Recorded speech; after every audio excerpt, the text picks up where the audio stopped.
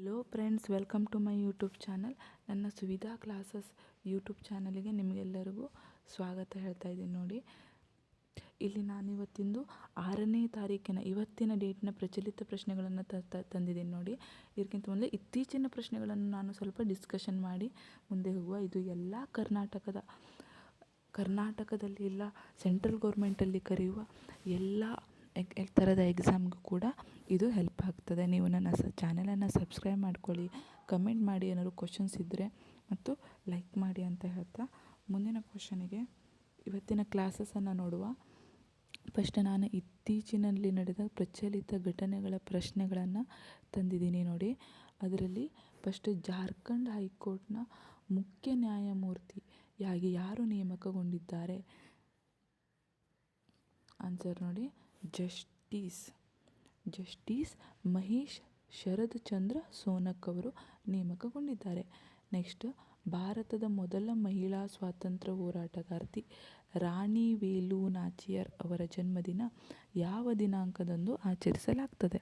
ಜನವರಿ 3ರಂದು ಆಚರಿಸಲಾಗ್ತದೆ. ಭಾರತೀಯ ಮಹಿಳಾ ಹಾಕಿ ತಂಡದ ಮುಖ್ಯ ಕೋಚಾಗಿ ಯಾರು ನೇಮಕಗೊಂಡಿದ್ದಾರೆ?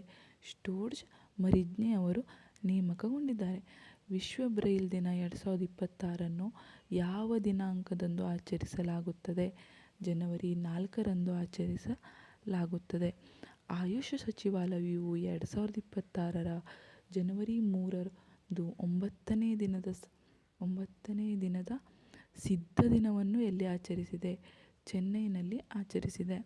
2026 ಜನವರಿ 2ರಂದು ಉದಾಸೀನ್ ಭಕ್ತಗಳಿಗೆ ರಾಜ್ಯವು ಆರ್ಥಿಕ ನೆರವನ್ನು ಪ್ರಾರಂಭಿಸಿದೆ. ಯಾವ ರಾಜ್ಯ ಅಂದರೆ ಅಸ್ಸಾಂ ರಾಜ್ಯ ಪ್ರಾರಂಭ ಮಾಡಿದೆ. ನೋಡಿ, ನೆಕ್ಸ್ಟ್ ಕ್ವಶನ್ಸ್ಗಳಿಗೆ ಹೋಗುವ. ನೆಕ್ಸ್ಟ್ ಕ್ವಶನ್ ಎಂತ ಅಂದರೆ, ಭಾರತದ ಅಂತಾರಾಷ್ಟ್ರೀಯ ಯುವ ನೌಕಾಪಡೆ ಚಾಂಪಿಯನ್ಶಿಪ್ ಎಷ್ಟನೇ ಆವೃತ್ತಿ ಚೆನ್ನೈ ಬಂದರಿನಲ್ಲಿ ನಡೆಯಿತು? 11ನೇ ಆವೃತ್ತಿ ನಡೆಯಲಿದೆ. Next question, Mumbai Ahmedabad high speed ರೈಲು ಯೋಜನೆಗಾಗಿ ಭಾರತವು ತನ್ನ ಮೊದಲ ಪರ್ವತ ಸುರಂಗ ಯಶಸ್ವಿಯಾಗಿ ಪೂರ್ಣಗೊಳಿಸಲಿದೆ ಎಂದು ಯಾರು ಘೋಷಿಸಿದರು? ಅಶ್ವಿನಿ ವೈಷ್ಣವ್ ಅವರು ಹೇಳಿದ್ದಾರೆ.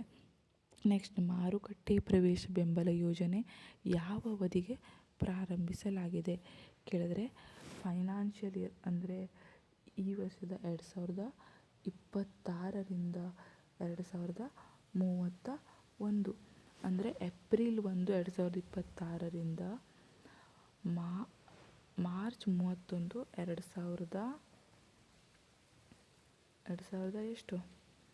2031ರವರೆಗೆ ಇದನ್ನು ಅವಧಿಗೆ ಪ್ರಾರಂಭಿಸಲಾಗಿದೆ ಅಂತ ಹೇಳ್ಬೋದು. ನೆಕ್ಸ್ಟ್ ಕ್ವಶನ್, ಗಡಿ ರಸ್ತೆಗಳ ಸಂಸ್ಥೆ ಬಾರ್ಡರ್ ರೋಡ್ ಆರ್ಗನೈಜೇಷನ್ನ 39ನೇ ಮಹಾನಿರ್ದೇಶಕರಾಗಿ ಯಾರು ನೇಮಕವಾಗಿದ್ದಾರೆ? ಲೆಫ್ಟಿನೆಂಟ್ ಜನರಲ್ ಹರ್ಪಾಲ್ ಸಿಂಗ್ ಅವರು ನೇಮಕವಾಗಿದ್ದಾರೆ. ನೆಕ್ಸ್ಟ್, ಕಳೆದ ಹಲವಾರು ವರ್ಷಗಳಿಂದ ಸ್ವಚ್ಛ ನಗರ ಎಂದು ಶ್ರೇಯಾಂಕ ಪಡೆದಿರುವ ಮಧ್ಯಪ್ರದೇಶದ ಯಾವ ನಗರದಲ್ಲಿ ಕುಡಿಯುವ ನೀರು ಕಲುಷಿತದಿಂದ 10ಕ್ಕೂ ಹೆಚ್ಚು ಜನ ಸಾವನ್ನು ಮತ್ತು ಡಜನ್ಗಟ್ಟಲೆ ಜನರು ಅಸ್ವಸ್ಥರಾಗಿದ್ದಾರೆ ಅಂತ ಕೇಳಿದ್ರೆ ಇಂದೋರ್. ಈಗ ನೋಡಿ, ಇದು ಕರೆಂಟಲ್ಲಿ ಇರೋ ನ್ಯೂಸು. ವೆನಿಜುವೆಲಾ ಅನ್ನೋ ದೇಶವನ್ನು ಅಮೇರಿಕಾ ಅದರ ಅಧ್ಯಕ್ಷರನ್ನು ವಶಪಡಿಸಿಕೊಂಡಿದೆ. ಆ ಅಧ್ಯಕ್ಷರ ಹೆಸರೇನು ಅಂತ ಕೇಳಿದರೆ ನಿಕೋಲಸ್ ಮಡುರೋ. ಅವರ ಹೆಂಡತಿ ಮತ್ತು ಗಂಡನನ್ನು ಅವರು ವಶಕ್ಕೆ ಪಡೆದಿದ್ದಾರೆ. ಇದರ ಬಗ್ಗೆ ನಾನು ವೆನಿಜುವೆಲಾದ ಬಗ್ಗೆ ಕ್ಲಾಸಸನ್ನು ಹಿಂದಿನ ದಿನದಲ್ಲಿ ಮಾಡಿದ್ದೀನಿ. ನೋಡಿ, ನನ್ನ ಚಾನಲಲ್ಲಿ ಸಿಗ್ತದೆ ನಿಮಗೆ. ಇವತ್ತಿನ ಡೇಟಿನ ಕ್ವಶನಿಗೆ ಹೋಗುವ. ಇತ್ತೀಚೆಗೆ ಖೇಲೋ ಇಂಡಿಯಾ ಬೀಚ್ ಗೇಮ್ಸ್ನ 2ನೇ ಆವೃತ್ತಿಯು ಯಾವ ಕಡಲ ತೀರದಲ್ಲಿ ನಡೆಯುತ್ತಿದೆ ಅಂತ ಕೇಳ್ತಾರೆ? ಎ ಕಟಿಯಾರ beach, B Ghoghla beach, C ಸೋಕೇನ್ ಬೀಚ್, ಡಿ ದಾಸೇನ್ ಬೀಚ್. ಆನ್ಸರ್ ನೋಡಿ, ಗೋಗ್ಲಾ ಬೀಚ್. ಇದರ ಬಗ್ಗೆ ವಿವರಣೆಯನ್ನು ನೋಡುವ. Ghoghla beach Khelo India beach ಗೇಮ್ಸ್ನ 2ನೇ ಆವೃತ್ತಿಯು ಜನವರಿ 5ರಂದು ದಿಯುವಲ್ಲಿರುವ ಗೋಗ್ಲಾ ಬೀಚ್ನಲ್ಲಿ ನಡೆಯುತ್ತದೆ. ಈ ಕ್ರೀಡಾಕೂಟ ಆಯೋಜಿಸುತ್ತಿದ್ದರು ದಾದ್ರಾ ಮತ್ತು ನಗರ್ ಹವೇಲಿ, ದಿಯು ಮತ್ತು ದಮನ್. ಈ ಕಾರ್ಯಕ್ರಮದಲ್ಲಿ 2100ಕ್ಕೂ ಜನ ಭಾಗವಹಿಸ್ತಾ ಇದ್ದಾರೆ.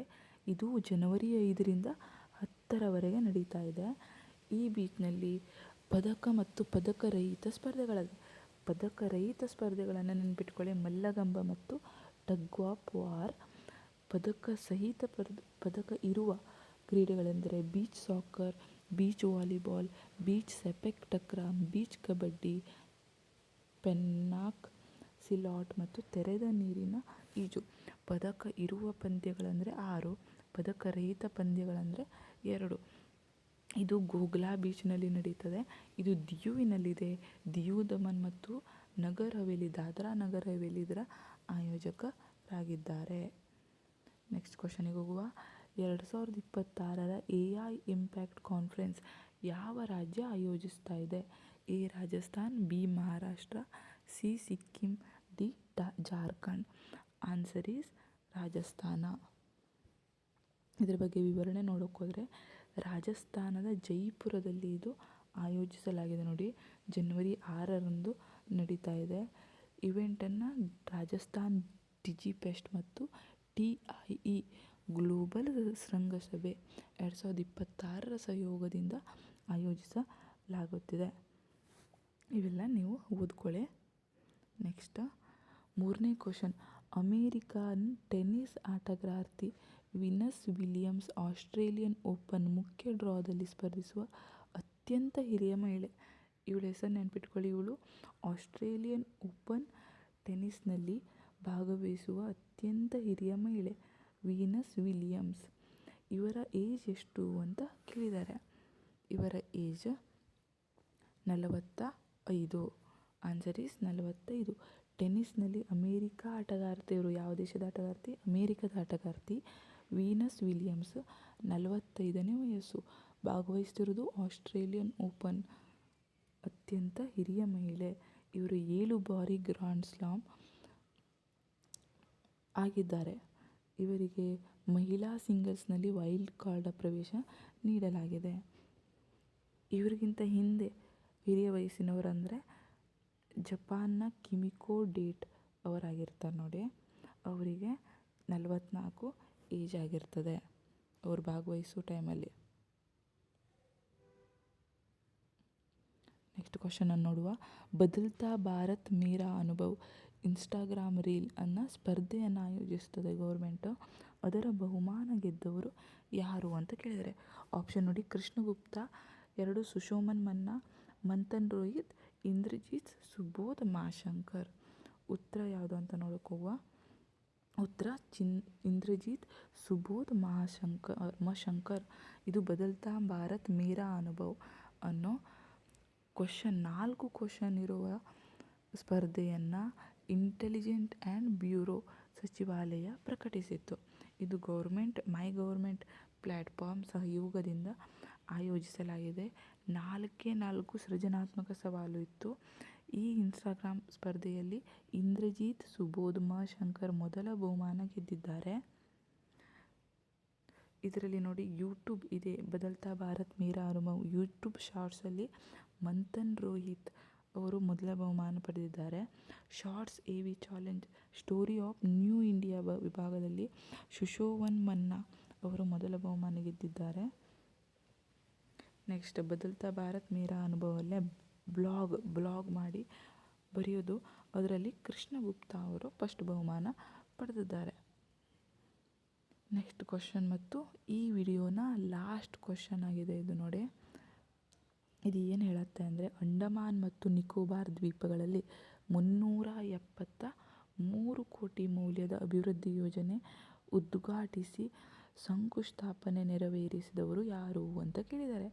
ಆಪ್ಷನ್: ಅಂಡಮಾನ್ ಮತ್ತು ನಿಕೋಬಾರ್ನ ಲೆಫ್ಟಿನೆಂಟ್ ಗವರ್ನರ್, 2 ಕೇಂದ್ರ ಗೃಹ ಸಚಿವ ಅಮಿತ್ ಶಾ, ಸಿ ಪ್ರಧಾನಮಂತ್ರಿ ನರೇಂದ್ರ ಮೋದಿ, ಡಿ ಕೇಂದ್ರ ರಕ್ಷಣಾ ಸಚಿವ ರಾಜನಾಥ್ ಸಿಂಗ್. ಉತ್ತರ ನೋಡುವ. ಉತ್ತರ ಕೇಂದ್ರ ಗೃಹ ಸಚಿವ ಅಮಿತ್ ಶಾ. ಅಂಡಮಾನ್ ನಿಕೋಬಾರ್ ದ್ವೀಪದಲ್ಲಿ ಅಮಿತ್ ಶಾ ಅವರು 373 ಕೋಟಿ ಮೌಲ್ಯದ ಅಭಿವೃದ್ಧಿ ಯೋಜನೆಗಳನ್ನು ಉದ್ಘಾಟಿಸಿದರು. ಈ ಕಾರ್ಯಕ್ರಮದ ಮೇಲೆ 3 ಹೊಸ ಕ್ರಿಮಿನಲ್ ಕಾನೂನುಗಳ ಕುರಿತು ಪ್ರದರ್ಶನವನ್ನು ಉದ್ಘಾಟಿಸಲಾಯಿತು. 3 ಹೊಸ ಕಾನೂನು ಪ್ರದರ್ಶನ ಮಾಡಿದ ಯಾವುದು ಅಭಿವೃದ್ಧಿ ಯೋಜನೆ ಅಂತ ಕೇಳಿದ್ರು ಕೂಡ ಇದು ಬರ್ತದೆ ನೋಡಿ, ಅಂಡಮಾನ್ ನಿಕೋಬಾರ್ ದ್ವೀಪದಲ್ಲಿ ಮಾಡಿದ ಅಭಿವೃದ್ಧಿ ಯೋಜನೆ. ಇದು ಸ್ವಾತಂತ್ರ್ಯ ಹೋರಾಟದಲ್ಲಿ ದ್ವೀಪಗಳ ಐತಿಹಾಸಿಕ ಮಹತ್ವವನ್ನು ಭಾಷಣದ ಮೇಲೆ ಎತ್ತಿ ತೋರಿಸಲಾಯಿತು. ಇದರಲ್ಲಿ ಪ್ರಮುಖ ಯೋಜನೆ ಅಂದರೆ integrated command and control centre ಮತ್ತು ಜಿಲ್ಲಾ ಆಸ್ಪತ್ರೆ ಸೇರಿದೆ. ಇದು ಗ್ರೇಟ್ ನಿಕೋಬಾರ್ ಯೋಜನೆ ಭವಿಷ್ಯದ ಜಾಗತಿಕ ಸರಕು ಮತ್ತು ಪ್ರವಾಸೋದ್ಯಮದ ಕೇಂದ್ರವಾಗಿ ಹೈಲೈಟ್ ಮಾಡಲಾಯಿತು. ಮೇನ್ ಹೈಲೈಟ್ ಅಂದರೆ ಗ್ರೇಟ್ ನಿಕೋಬಾರ್ ಯೋಜನೆ. ಆಯಿತಾ ನೋಡಿ ಫ್ರೆಂಡ್ಸ್, ನಿಮಗೆ ಇನ್ನೂ ಹೆಚ್ಚಿನ ಕ್ಲಾಸಸ್ಸನ್ನು ನಾನು ಕರೆಂಟ್ ಅಫೇರ್ಸನ್ನು ಹೇಳ್ತೀನಿ. ಸುವಿಧಾ ಕ್ಲಾಸಸ್ಸನ್ನು ಸಬ್ಸ್ಕ್ರೈಬ್ ಮಾಡ್ಕೊಳ್ಳಿ. ಚಾನಲ್ಗೆ ಲೈಕ್ ಮಾಡಿ, ಕಮೆಂಟ್ ಮಾಡಿ. ಏನಾದ್ರು ಕ್ವಶನ್ ಇದ್ದರೆ ಯಾವ ಥರ ಕ್ವಶನ್ ಬೇಕು, ಇಲ್ಲ ಯಾವ ಥರ ಇನ್ನೂ ಇಂಪ್ರೂವ್ಮೆಂಟ್ ಆಗಬೇಕು ಅಂತ ಕಮೆಂಟ್ನಲ್ಲಿ ಹೇಳ್ತಾ ಹೋಗಿ. Thank you.